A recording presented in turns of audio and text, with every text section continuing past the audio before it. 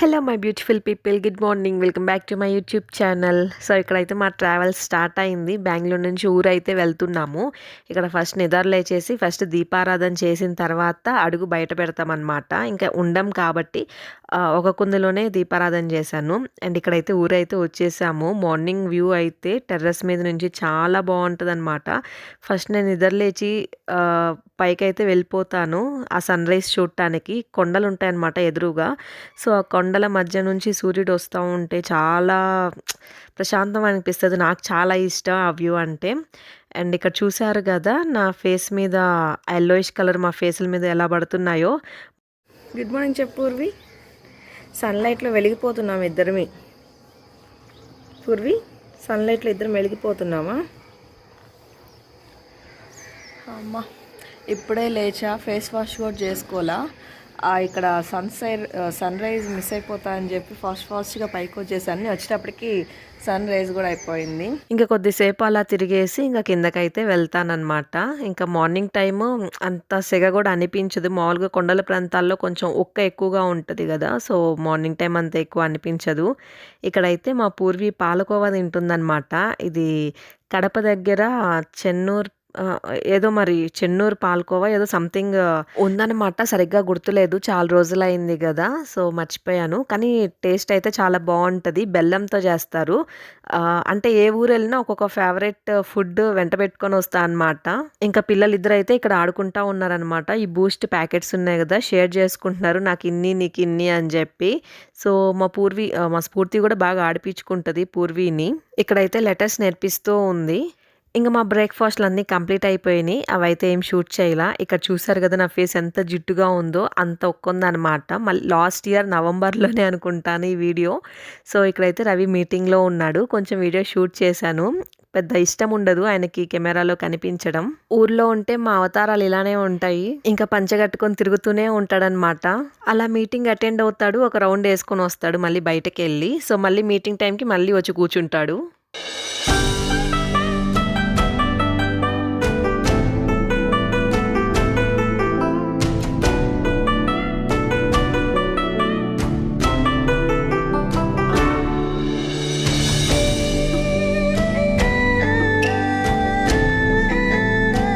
And ఇక్కడైతే ఇంక మధ్యాహ్నం లంచ్ ప్రిపరేషన్స్ అయితే జరుగుతున్నాయి. ఇక్కడైతే ఉడకబెట్టిన పొటాటోని పీల్ తీసేస్తున్నా అనమాట. సో ఇది చాలా సాటిస్ఫాక్షన్గా ఉంటుంది, ఉడకబెట్టిన పొటాటోని పైన ఆ పీల్ అంతా తీసేయటం. అండ్ ఇంకా ఈవినింగ్ అయితే ఇంకా పూర్వీతో ఆడుకోవడానికి ఈ పాప అయితే వచ్చింది. ఇంకా ఆ టైంలో స్కూల్స్ జరుగుతున్నాయి అనమాట పిల్లలకి. సో ఇంకా ఈవినింగ్ స్కూల్ నుంచి వచ్చిన తర్వాత ఇంకా అప్పుడు వస్తారు ఆడుకోవడానికి పిల్లలతో. ఇంకా డే టైం అంతా స్ఫూర్తికి అయితే పిచ్చ బోరు కొడుతుంది. ఇక్కడ ఊర్లో అయితే ఇంకా హాలిడేస్ టైంలో అందరూ వచ్చినప్పుడు చాలా టైం పాస్ అవుతుంది, చాలా బాగుంటుంది. ఇంకా ఎవ్వరు లేని టైంలో అయితే పిచ్చ బోరు కొట్టుద్ది, అసలు ఉండలేమన్నమాట. అండ్ ఇక్కడైతే ఇంకా ఈవినింగ్ స్నాక్కి వడ చేస్తుంది అనమాట. ఇంకా రోట్లో రుబ్బుతుంది. రోట్లో రుబ్బితే పిండి ఆ టేస్టే వేరు, చాలా క్రిస్పీగా వస్తాయి, చాలా బాగుంటాయి అన్నమాట రోట్లో రుబ్బితే పిండి మాత్రం. ఇక్కడైతే అమ్మమ్మ అయితే రోట్లో రుబ్బుతోంది. ఇంకా పిల్లలు అయితే ఆడుకుంటూ ఉన్నారు. మా స్ఫూర్తి ఎక్కడుందో మరి కనిపించట్లేదు. సో ఇక్కడ వీళ్ళిద్దరు అయితే ఆడుకుంటున్నారనమాట ఆ బుడ్డీలతో. ఇక్కడైతే ఈయన కూడా రుబ్బేస్తూ ఉన్నాడనమాట పిండి. వాళ్ళ అమ్మ ఎక్కడ కష్టపడిపోతుందా అని చెప్పి సగం పిండి ఈయనే రుబ్బేశాడు. ఇంకా అలానే కూర్చొని. ఎంతైనా పల్లెటూరు వంటలు పల్లెటూరువే, సిటీ వంటలు సిటీవే. సో రోట్లో రుబ్బినంత టేస్ట్ మిక్సీలో రాదు. రోట్లో దంచిన పచ్చడి మిక్సీకి రాదనమాట. సో ఆ పచ్చడి ఇంకా హైలైట్ టేస్ట్ వాళ్ళ చేత్తో చేస్తే.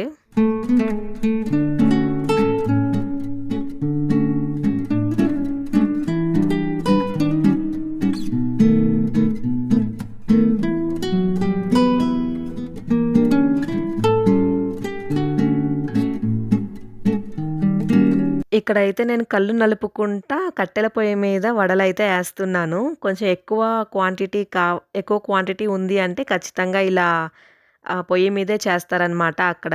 ఏ పనైనా అలవాటున్నా అలవాటు లేకపోయినా బాధ్యత వస్తే ఆటోమేటిక్గా దానంతట అవే అన్ని పనులు వచ్చేస్తాయి.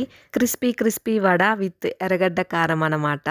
ఇంకా ఊర్లో ఉన్న ఆ 2 రోజులు వాళ్ళ ఇష్టమైపోయింది. కూల్ డ్రింక్స్ లేదు, చాక్లెట్స్ లేదు, లాలీపాప్ లేదు. వాళ్ళకి నచ్చినవి కొనుక్కొని తింటానే ఉన్నారు. ఇంకా నో అని చెప్పడానికి ఆప్షన్ లేకుండా పోయింది.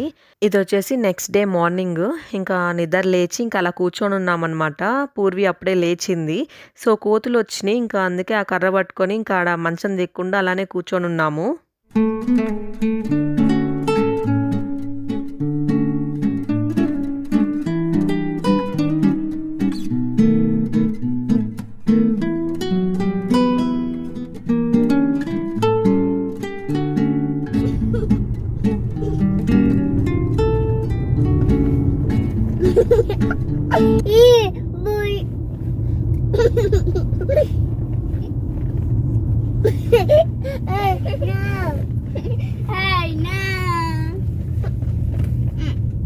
అండ్ ఇక్కడైతే ఇంక కందుకూరు స్టార్ట్ అయ్యాము. ఇంకా మధ్యాహ్నం లంచ్ తినేసి ఇంకా 3:30, 4 ఆ టైంకయితే స్టార్ట్ అయ్యాము.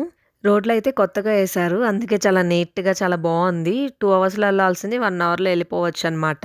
కందుకూరు అయితే వచ్చేసాము. బెంగుళూరులో ఉన్నట్టు ఉంటదనమాట. ఈ కందుకూరులో ట్రాఫిక్ కనీసం పక్కకు గూడా జరగరు. 45 అబోనే వచ్చినాయి అన్నీ. నాయనమ్మ ఏమన్నది? ఉందా నాయనమ్మ?